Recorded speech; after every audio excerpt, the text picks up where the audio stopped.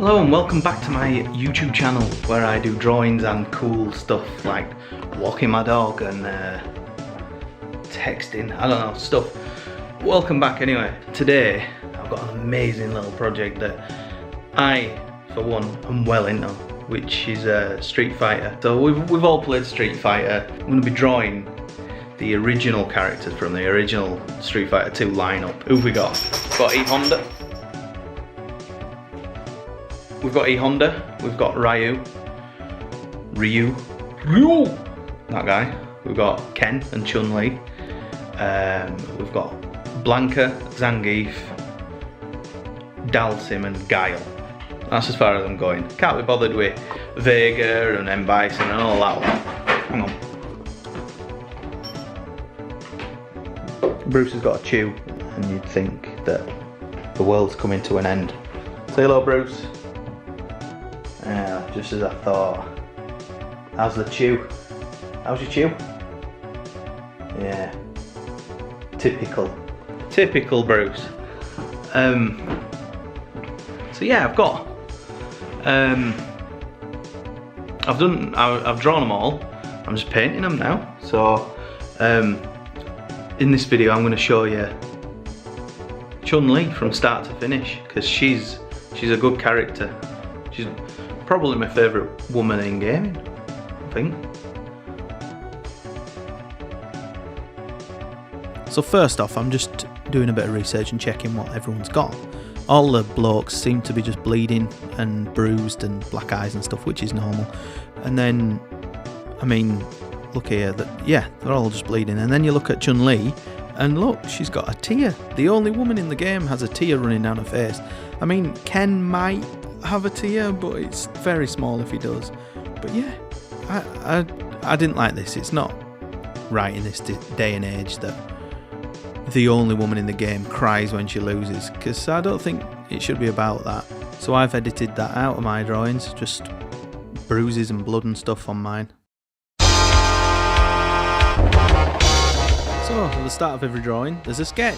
So yeah, I start with sketching. Here I'm drawing in white on black. I find it a little bit easier to draw this way around rather than black on white. I don't know what it is, I just find it a little bit easier. I sometimes use red, I sometimes use blue, but it's not often I draw black on white. Then I transform it into black on white so that I can print it off nice and easily. And then I stick it on the light box like I've done here, and I go over it in my pens. So here I'm using like a brush pen. I think it's by Pentel, I think, but completely unsure on that.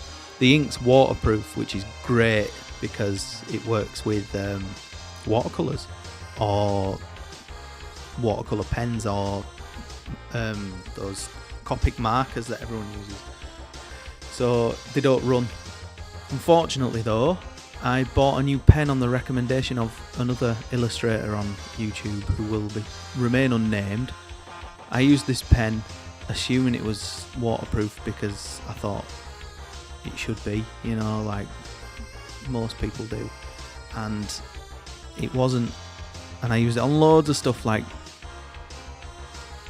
it's the really fine lines on the drawing that are using this pen, and it just bled in certain parts. So what I had to do was flood the area, like go over the parts that I knew were going to bleed with water, just clear water, let it bleed, dry off as much of the water as I could, flood it again, and just keep doing that until it ran clear. Like all the lines went a bit transparent, but then once everything was dry, I just went over it with another pen that I've got that I know is waterproof, and it, you know, it proved that it was by not bleeding like an idiot. So yeah, now I've moved on to painting. So I'm using these Japanese watercolours that were really expensive but really good. They're really good fun. It's a nice feeling sticking the colour on. It starts to feel like an actual piece of work once the colour starts going on.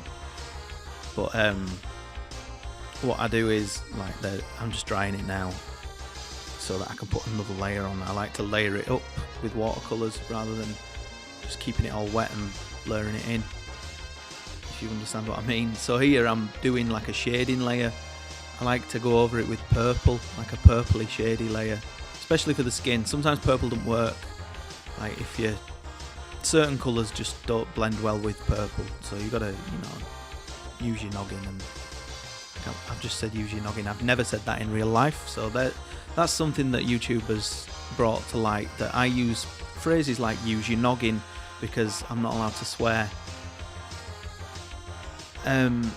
So yeah, this one's a nice purple tinge, and you can lighten up, you know, if you want to put highlights on it, you can just get your brush wet and keep going over a space to lighten up bits of paint, to make it look like a highlight. It's great.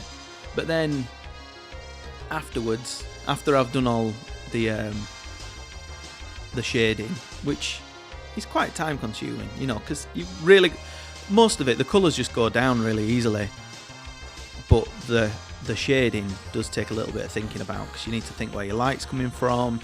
You want it all to be concise.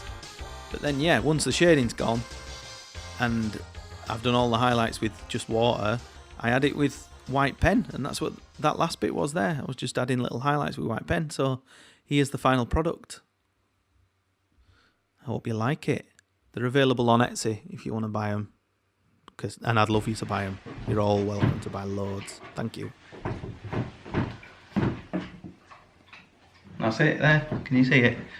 Bit bright, innit? Woo! There you go. So thanks very much for watching. It's nice to have you here. Come back to my next video, or my previous videos, you know. You're welcome anytime. I appreciate your viewing time, because there's a lot of rubbish on the internet, and you could have wasted it watching that, but you didn't. You came here, so thanks very much. I appreciate it. As I always say, I'll keep trying to do more of these. But in the meantime, check out my Instagram, or mainly my Etsy shop. That's where you can buy all my stuff. It helps me out a lot if you buy stuff, and it helps me make these videos more regularly. So if you've enjoyed it, buy some. Thanks very much for watching, guys. I really appreciate it. Please click on this little icon with my stupid face on it if you'd like to subscribe to my videos. And if you want to watch another video, click here on this little box.